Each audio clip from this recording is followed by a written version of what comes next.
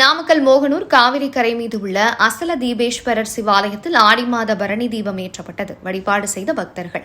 நாமக்கல் மாவட்டம் மோகனூர் காவிரி கரை மீது உள்ள அருள்மிகு அசல தீபேஸ்வரர் சிவாலயம் வடக்கிலிருந்து தெற்கே செல்லும் காவிரி கரை மீது அமைந்துள்ள இந்த ஸ்தலம் அசையா தீபம் மூலவர் முன் பக்தர்களுக்கு காட்சி தருவது சிறப்பு.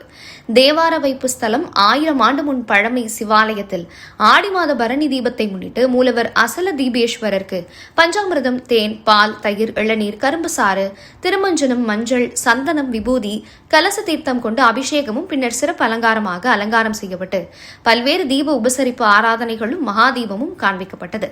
பின் பரணி தீபம் ஏற்றப்பட்டு திருக்கோவிலை சுற்றி வந்து கோவில் முன் உள்ள தீப கம்பத்தில் ஏற்றப்பட்டது. இதில் ஏராளமான பக்தர்கள் கலந்து கொண்டனர்.